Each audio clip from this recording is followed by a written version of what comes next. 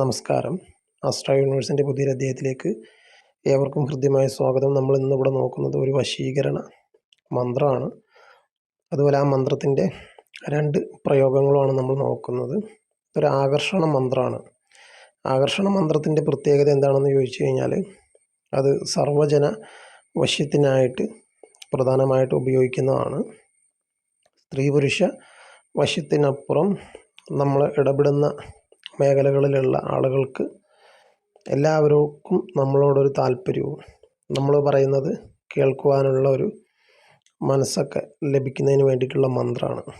പ്രത്യേകിച്ച് നമുക്കൊരു പുതിയൊരു ജോലിക്കാര്യത്തിന് ശ്രമിക്കുന്ന സമയത്ത്, അതുപോലെ തന്നെ നമ്മുടെ തൊഴിലിടത്തിലുള്ള ആളുകളെ നമുക്ക് നിയന്ത്രിക്കാൻ, അപ്പോൾ നമ്മൾ മറ്റുള്ള വ്യക്തികളുമായിട്ട് കൂടുതൽ ഇടപഴകുന്ന ആളുകൾക്ക് അവരുടെ തൊഴിലിൻ്റെ ഭാഗമായിട്ട് അവർക്ക് ചില നഷ്ടങ്ങളൊക്കെ സംഭവിക്കും.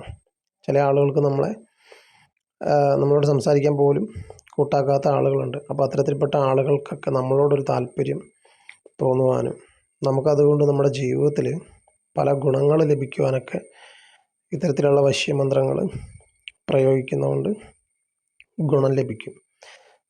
ആളുകളുമായിട്ട് ഇടപെട്ട് തൊഴിൽ ചെയ്യുന്ന അല്ലെങ്കിൽ ബിസിനസ് സ്ഥാപനങ്ങൾ, കടകൾ, കച്ചവട സ്ഥാപനങ്ങൾ പോലുള്ളവയിലുള്ള ആളുകൾക്കൊക്കെ ഇത് ജപിക്കുകയാണെങ്കിൽ അവരുടെ ആളുകളോടുള്ള ഇടപെടൽ അതിന് കുറച്ചും കൂടി ഒരു സ്വീകാര്യത ഈ ഒരു മന്ത്രത്തിൻ്റെ ശക്തിയാൽ ലഭിക്കുന്നതാണ്.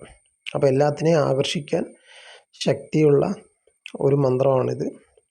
അതുകൂടാതെ നമുക്ക് കൃത്യമായിട്ട് നമുക്ക് ഒരു വ്യക്തിയെ ടാർഗറ്റ് ചെയ്തിട്ടും നമുക്ക് ഈ ഒരു മന്ത്രം ഉപയോഗിക്കാവുന്നതാണ്.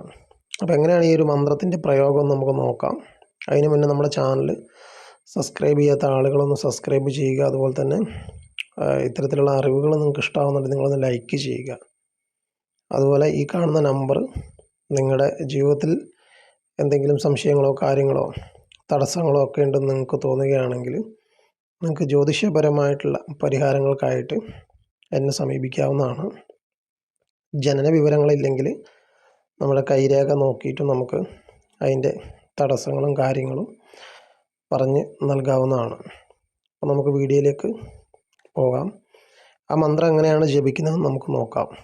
ഓം ഹ്രീം ക്ലീം സർവതോ വശ്യം വശ്യം കുരു കുരു ഹ്രീം ശ്രീം ക്ലീം സർവവശ്യം സാധയ സാധയ സകല ജനാകർഷയ ആകർഷയ സർവം മേ വശം കുരു ആകർഷയ ആകർഷയ സ്വാഹ.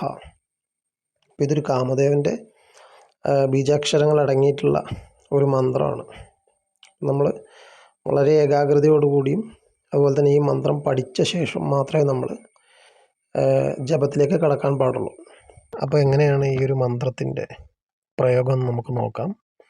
3 വെള്ളിയാഴ്ചകളിലായിട്ട് പ്രഭാത സമയത്താണ് നമ്മൾ ഈ ഒരു മന്ത്രം ജപിക്കേണ്ടത്. വളരെയധികം ഏകാഗ്രതയോടുകൂടി ചെയ്യേണ്ടത് കൊണ്ട് നമ്മൾ രാവിലെ തന്നെ ഈ ഒരു മന്ത്രം ജപിക്കേണ്ടതാണ്.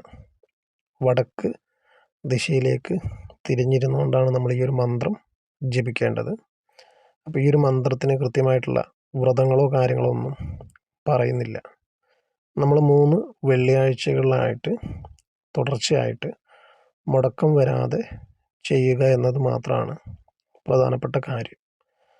അപ്പോൾ ഇങ്ങനെ നമ്മൾ ചെയ്യുമ്പോൾ നമുക്ക് സർവ്വജനവശ്യം, അതായത് നമ്മളുമായിട്ട് ഇടപെടുന്ന എല്ലാവരുമായിട്ട് ഒരു സ്നേഹത്തിലും നമ്മുടെ കാര്യങ്ങൾ അവർ കേൾക്കുവാനും അല്ലെങ്കിൽ നമ്മളെ ശ്രദ്ധിക്കുവാനും ഉണ്ടാകുന്ന ഒരു ആകർഷണ ശക്തി നമുക്ക് ലഭിക്കുന്നതായിരിക്കും.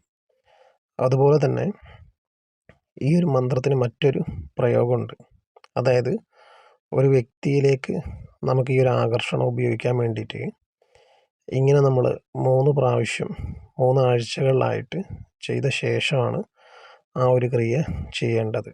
അതായത് ഒരല്പം ജലം നമ്മൾ ഒരു പാത്രത്തിലെടുത്ത ശേഷം നമ്മുടെ മോതിര വിരൽ ആ ജലത്തിൽ സ്പർശിച്ചുകൊണ്ട് 108 തവണ ഈ ഒരു മന്ത്രം ജപിച്ച ശേഷം നമ്മൾ ആ ഒരു വെള്ളം നമ്മുടെ മുഖം കഴുകുക അതുപയോഗിച്ചിട്ട്.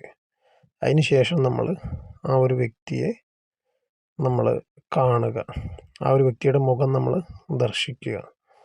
അപ്പോൾ ആ വ്യക്തിക്ക് നമ്മളോട് അതിയായിട്ടുള്ള ആകർഷണവും ആ ഒരു വശ്യം നമ്മൾ ആ മന്ത്രജപശേഷം നമ്മൾ ആഗ്രഹിച്ച് നമ്മൾ പറഞ്ഞൊരു കാര്യം സാധിക്കുന്നതായിരിക്കും. അപ്പോൾ ഇതാണ് ഈ ഒരു മന്ത്രത്തിൻ്റെ വ്യത്യസ്തമായിട്ടുള്ള 2 പ്രയോഗങ്ങൾ. അപ്പം കാര്യങ്ങൾ പൂർണ്ണമായിട്ട് മനസ്സിലായതിന് ശേഷം മാത്രം ഇത്തരത്തിലുള്ള കാര്യങ്ങൾ ചെയ്യുക. അപ്പോൾ നമ്മളിത് മനസ്സിലാക്കി വെക്കുക. നമുക്ക് ആവശ്യം വരുമ്പോൾ നമ്മൾ ഇത്തരത്തിലുള്ള കാര്യങ്ങളൊക്കെ ചെയ്യുക. ആരെയും ഇത് ചെയ്യാനായിട്ട് ഞാൻ നിർബന്ധിക്കുന്നില്ല. അപ്പോൾ ഈ മന്ത്രത്തിൽ എന്തെങ്കിലും സംശയങ്ങളുണ്ടെങ്കിൽ നിങ്ങൾ കമൻറ്റ് ചെയ്യുക. ഓക്കെ. Thank you.